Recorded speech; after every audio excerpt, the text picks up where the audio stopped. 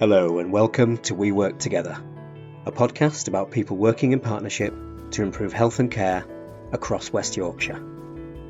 In this series, we're showcasing the West Yorkshire Staff Mental Health and Wellbeing Hub and hearing from people across the West Yorkshire Health and Care Partnership.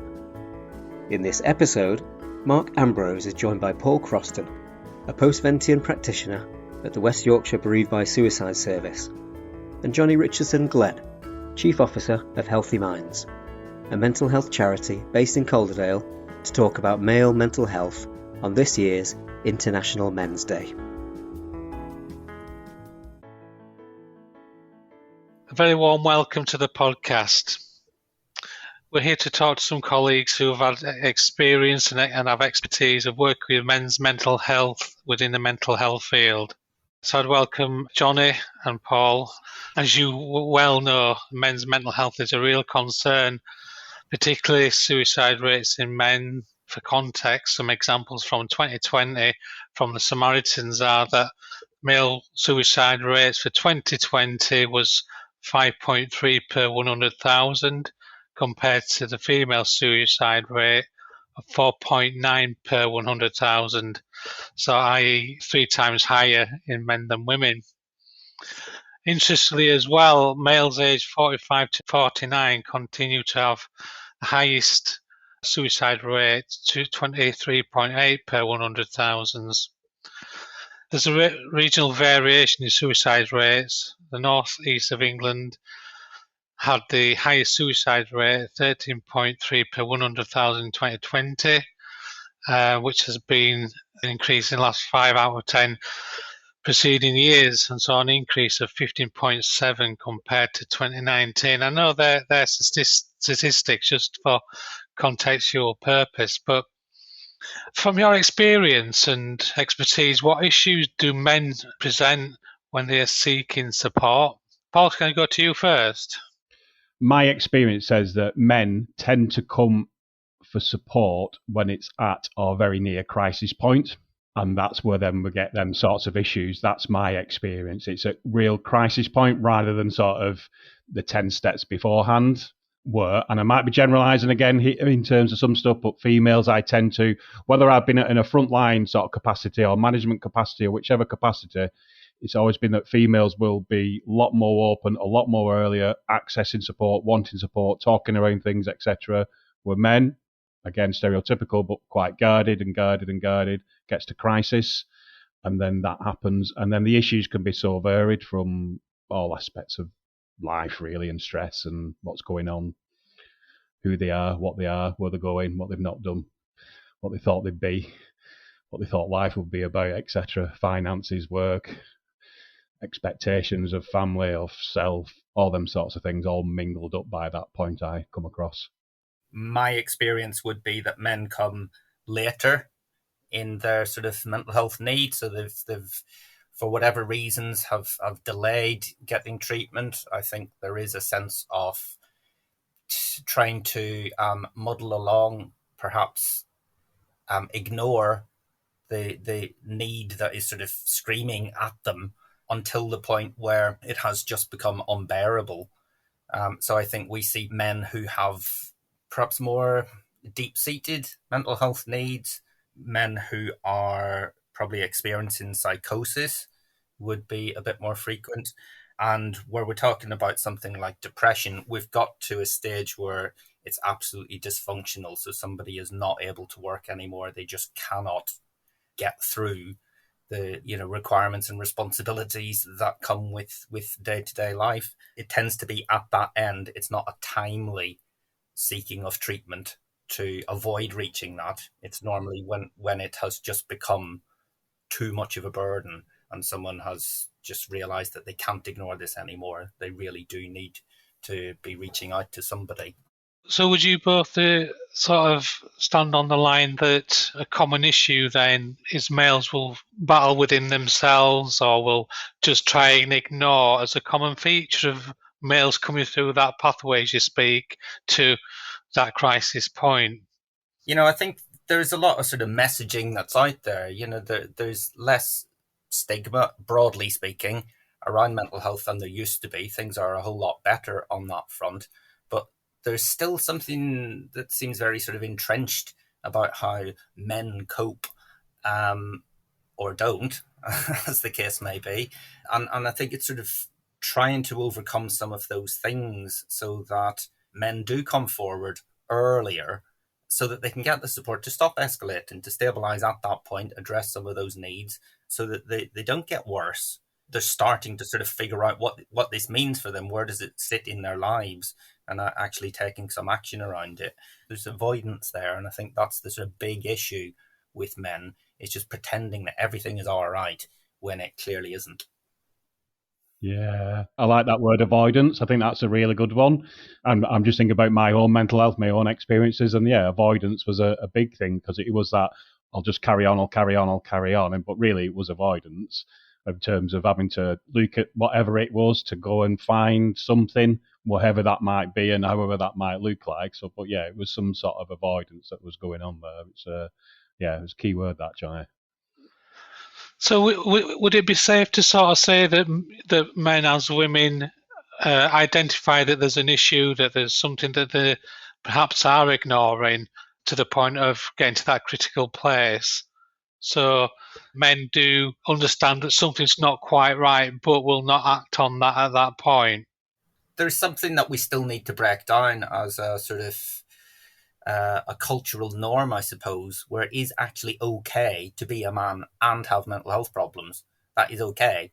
I think as the sort of younger people are coming in, there's a better understanding among young people about mental health and the need to look after our mental health. You know, we get all these messages about physical health, and frankly, a lot of men don't seem to have a problem with that. But when we get into mental health, it's still seen as something that's for other people. So you can be fit and healthy physically, but equally, you know, healthy eating and exercise and smoking and drinking less, all of those sorts of things are sort of messages that men receive quite readily. But when it comes to mental health, that's something separate somehow. I think there's a better understanding in young people that you're not healthy if you don't have mental health. But there's a generational thing there that I think we still need to sort of break through on this one. Yeah, I agree with that there, John. I think that's a real interesting point you just raised there in terms of younger people sort of being a little bit more confident in expressing their emotions and understanding what it is, understanding what's it like to feel anxious, but also understanding what I can do around it and understanding it's okay to talk around it to your friends and stuff. I was talking to a guy today who I was supporting. I'm well into my 50s, and this guy was supporting is well into his 40s. And we were talking about, when I was at school, we never talked about this stuff. Never. Didn't have a clue. And my dad didn't, and my uncles didn't. So he wasn't shown what to do, and he wasn't shown how to ask for help. He wasn't shown what to do and to help your mental health because they didn't know as well. So you're right, John. I think it's a generational thing where stuff's been passed down and culturally and all them sorts of things as well. And it's, didn't know about this stuff. I probably had anxiety and depression all my life, but didn't really recognise it till I was probably in my 40s. So, you just mumble on by until it gets to crisis point again. And, it's interesting. Do you think we need a different approach to encourage men to recognise issues and seek help? And I'm thinking particularly for that 45 plus age range. Well, we do. Quite what the answer to that is, how we do that. You know, I think we are talking about some really entrenched attitudes here, a reluctance to engage with that sort of thing. I mean, you know, I know people, so you know, around my age who would talk about, you know, they'd be quite scornful about the snowflake generation and those sorts of things. You know, they're kind of like, oh god, you know, young people today, every one of them's got a mental health problem and da-da-da. There's something about obviously challenging some of that perception, but also making it all right that men feel it's not a weakness, it's not a failure if you are encountering mental health problems. And I think we start to overcome that when we talk about prevalence. You know, 1 in 4, I know there's a lot of controversy about that statistic, but what that's useful is in opening that conversation and actually demonstrating that if we are talking about a quarter of the population That's probably more than a lot of people think. So that opens up that sense of it. You know somebody who has mental health problems. And when you have these conversations, what's really interesting is a lot of men who might be resistant to the idea that they have a mental health problem will all readily identify someone they know who has a mental health problem. And they might have been, quite serious mental illness. So everybody knows somebody. We can readily identify those people, but it's sort of turning that light back on ourselves that seems to be, it doesn't quite make it all the way around somehow. Certainly from my perspective as a psychotherapist and dealing with men over the years, actually it's a real strength for male and female to go through any form of intensive support. Do you think that's part of the reason why men might shy away from that, because of the nature of it might be something that's uncomfortable, or is it really about I don't want to identify as someone with mental health problems? Is it about the male stereotype, or is it a collection of all of them things? I can give you a recent example. Someone I know, we had a recent conversation where it's become clear he is hearing voices, which is obviously a big concern. But he is absolutely putting himself in a different place to, that's something that happens to mental people. And he just is very reluctant to associate himself with having a mental illness, and actually, seeking professional help around that one. He's managing this himself, but I know from experience that will only go so far. He doesn't want to be seen as someone who's mad, which is how he perceives that, as a sort of such a negative connotation for him. Again, it's that sort of otherness about it, even though he can clearly express this is what he's experiencing, but there's still that reluctance there to seek help at this point. And what that means for him, I think there's something there, again, about what it means when you start to get into therapy and treatment, and there's that sort of unknown thing. And I think there may be something there where men are sort of reluctant to get into the unknown, and therefore, if you don't know what's going to happen next, it's probably best avoided so you don't have nasty surprises. Yeah, it's scary, isn't it? It's the unknown is scary, isn't it? And like you say, any form of treatment or therapy, what that might look like, you're potentially pouring your soul out to somebody or other people or a group of people, isn't it? And that trust is a big thing, I think. I mean, we are making, huge generalizations here, aren't we? But by and large, these are the things that we observe. Men don't like to be perceived as vulnerable. But talking about, the fact that you are troubled by stuff, or you're maybe not coping in a way that perhaps you expect to be seen as coping, and sort of exposing that vulnerability is something that men in particular, I would suggest, seem to find difficult. There's a process of normalisation there, that to feel that way is absolutely 100% normal and okay for males to feel that way. Definitely. Whenever I've worked with people directly, I've always talked about any symptom, any thought or feeling that somebody has. There's nothing weird going on. There's nothing mad, nothing bizarre. They're all normal human feelings or thoughts, no matter what they are. Even delusions or even sort of hallucinations, quite normal humans. So we can all hallucinate. Give somebody, somebody has a water infection, can start to hallucinate. So that's good about sleep for about 3 days. You'll start to hallucinate. Quite a normal human thing to do, really. It's just that frequency and the duration and the impact and the intensity and all them sorts of things that where it starts to impact on people's life. But yeah, any symptom, I've always said, it's quite a normal human thing, really. Sure. And how would you go about, or what would your suggestions be to support, let's say, employers or individuals to seek that type of support? What would be the influencing factors to enable access to services for males who particularly are reluctant, as we've said before? Paul, I'll go to you first. one of the key things is your line manager, isn't it? I know when I've struggled in the past, my relationship with my line manager has been imperative. If my relationship with my line manager, my trust isn't 100% there, then I'm less likely to open. I'm just going to close in a little bit. If my relationship is there and it's solid and it's honest and open, all them sort of things, then yeah, I'll talk to my line manager. They can put support in place. They can sort of access, help to signpost, check in, etc.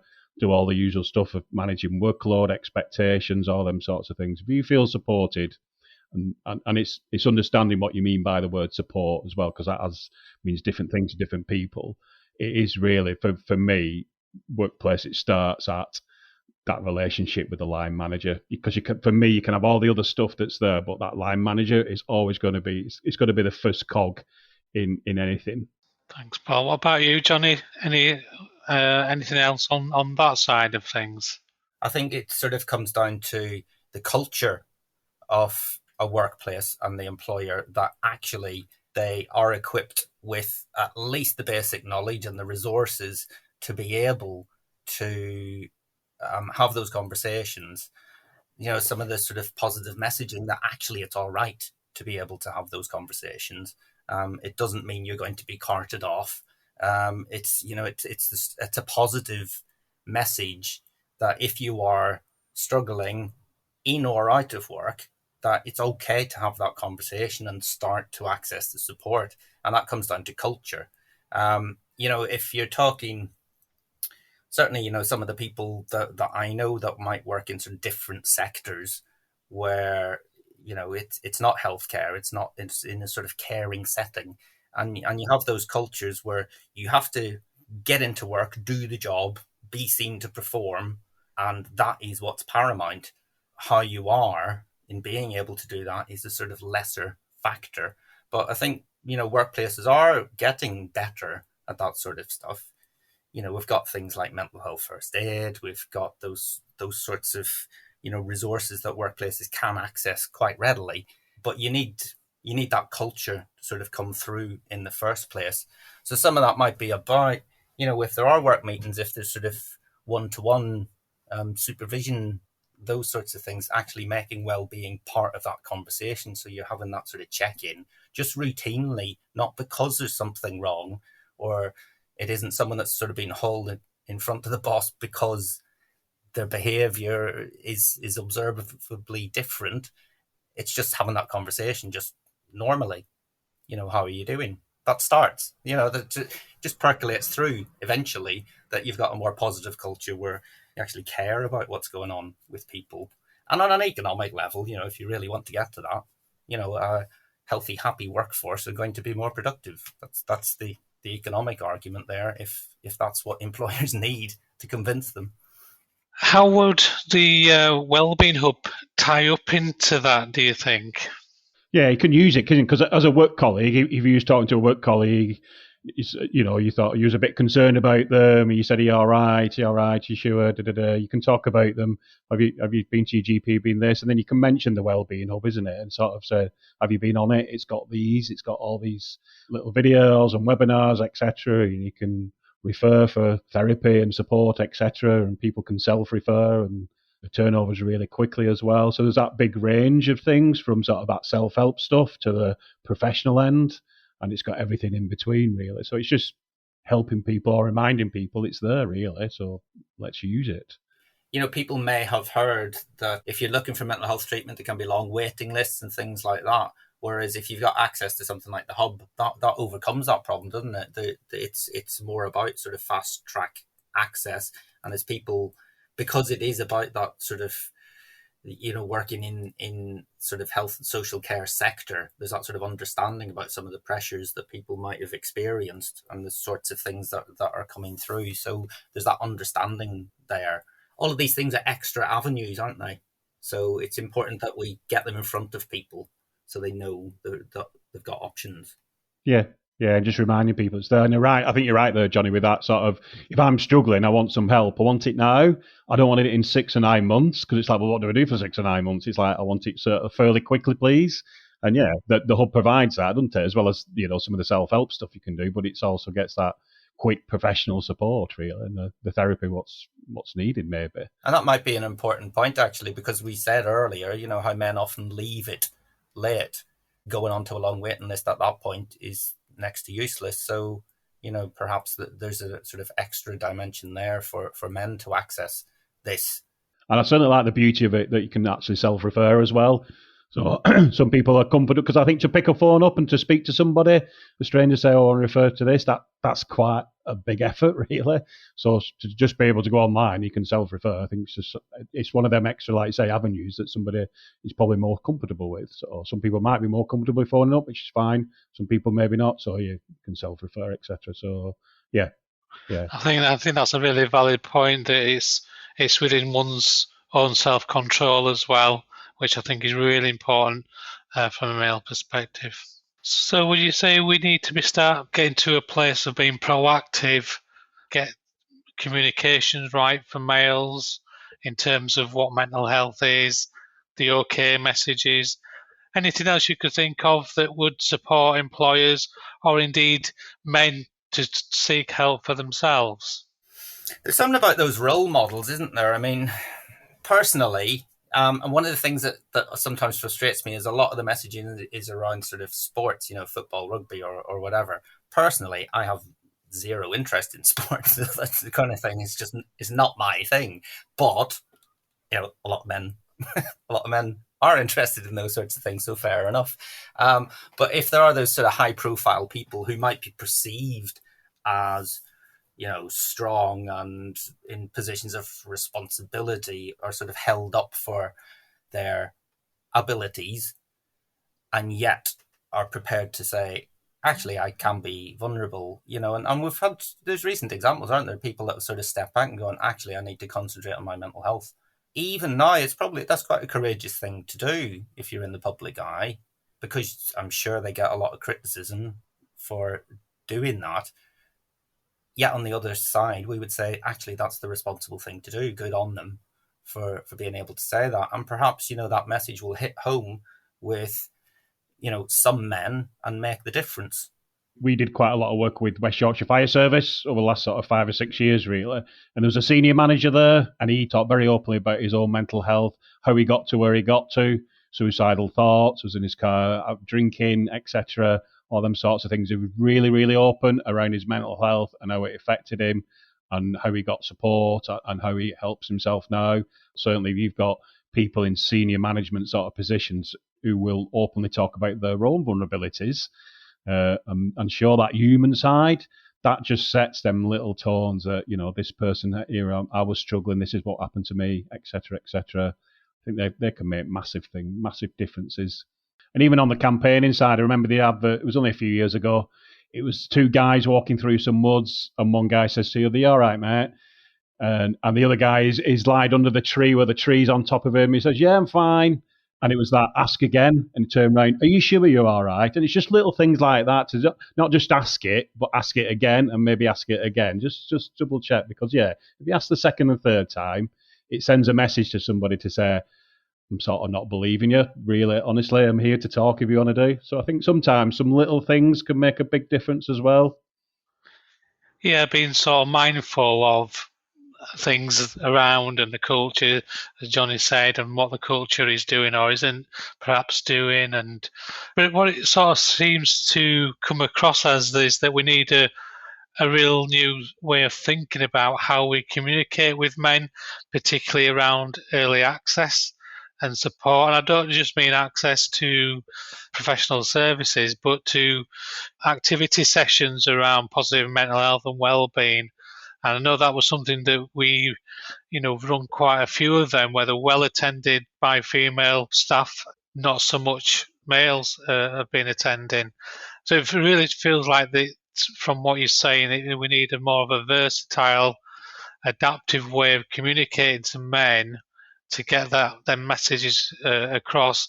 Just on a final question then to you both, what would your key message be to men who are considering seeking out support for their health and well-being?